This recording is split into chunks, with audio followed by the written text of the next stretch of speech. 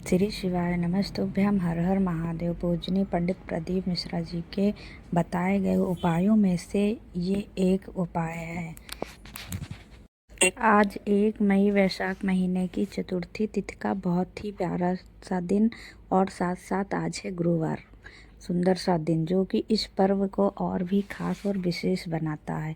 काफ़ी लोग परेशान हैं अपनी फैमिली को लेकर, अपने परिवार को लेकर कि हमारे परिवार में उन्नति नहीं है, तरक्की नहीं है, लोग इधर उधर भटक रहे हैं। तो हम उनके लिए क्या करें? तो आप सभी को आज अपने घर कार्तिक गणेश दीपक अपने घर पे लगाना होगा, जिससे हमारी फैमिली में, परिवार में किसी प्रकार से कोई संकट ना आ पाए।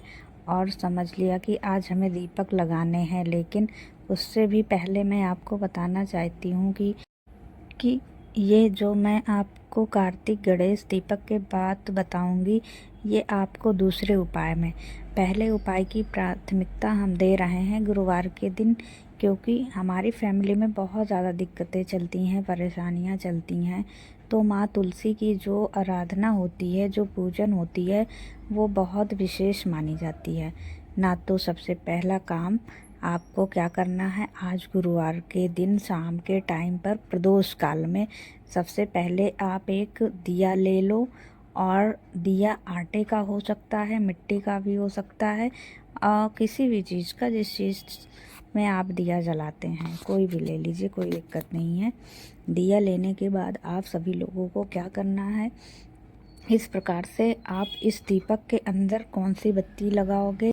मैं आपको एक बात बता रही हूँ कि हम कभी भी किसी भी देवी माँ के सामने कोई भी दिया लगाते हैं तो हमेशा लंबी बत्ती का, लेकिन जो तुलसी माँ होती हैं वो दूसरों के प्रति समर्पित होती हैं। वो भगवान नारायण के प्रति समर्पित रहती हैं, व्रत रखती हैं, उपवास रखती हैं। उनके लिए जब भी हम तुलसी माँ के सामने कोई भी दिया लगाते हैं तो वो गोल बत्ती की होती है, वो है गोल बत्ती, क्योंकि तुलसी माता के लिए हम दिया लंबी बत्ती का नहीं लगा सकते। बल्कि किसके लिए लगा रहे हैं, भगवान नारायण के लिए, भगवान हरि के लिए। तो इस चीज़ का ध्यान रखिएगा। इसलिए इस बात की प्राथमिकता है कि जब भी तुलसी माता के नीचे दिया लगाओ, पहले आप सभी को थोड़ा सा हल्दी दीपक के नीचे रखना है। आपको बता रहे हैं, जब दीपक के नीचे हल्दी रख दो तो अब इस दीपक को जलाओगे या प्रज्वलित करोगे तो कौन सा मंत्र स्मरण करना है वो ध्यान से सुने। ओम नमो भगवते वासुदेवाय। फिर से बोल रही हूँ, ओम नमो भगवते वासुदेवाय का स्मरण करते हुए दीपक को प्रज्वलित करेंगे। एक चुटकी हल्दी जलती हुई दीपक के अंदर डाल देंगे। अपनी पूरी फैमिली, परिवार की उन्नति, तरक्की, उनकी बढ़ोतरी के लिए, ताकि वो जीवन में कभी मुड़ के पीछे ना देखें। समझ में आ गया ना?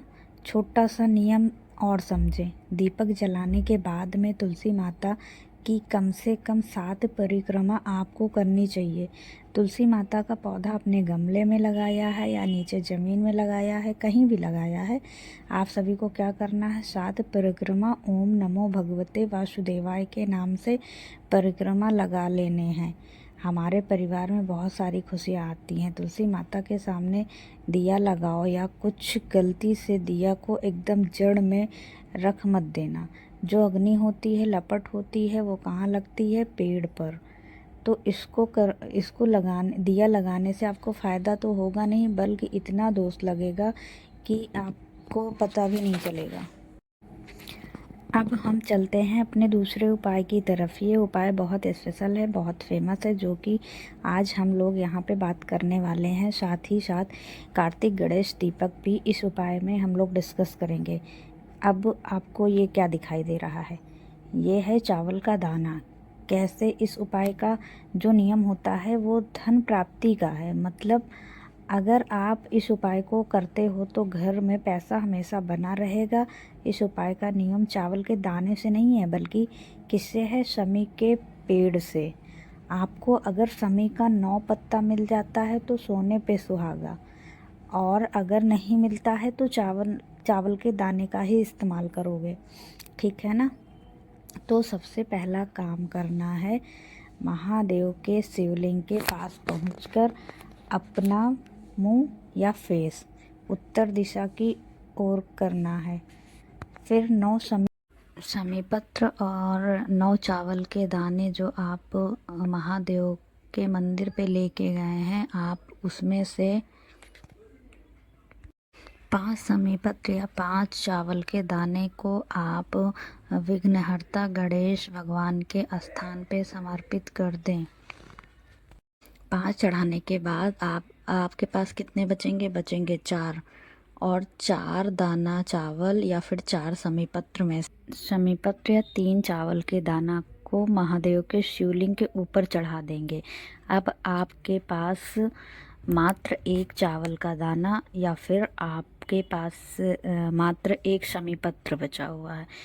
अब करना क्या है उसको, एक बचे हुए चावल को, तो सारा कुछ उसी से ही करना है। तो अब आप क्या करें, उसको, उस चावल के दाने या समीपत्र को आप महादेव के मंदिर के चौखट पे, जैसे बाहर निकलते वैसे ही चौखट पे, तो जो बाईं साइड होता है, आप वहाँ पे 1 चावल का दाना या समीपत्र को वहीं बाएं साइड में चढ़ा दें और वहीं पे एक गोल बत्ती का दीपक लगाना है और उस दीपक को मयूर ध्वज के नाम से लगा दें दीपक, क्योंकि मयूर ध्वज के नाम से लगाने पर माँ लक्ष्मी का आगमन हमारे घर पे हमेशा बना रहता है।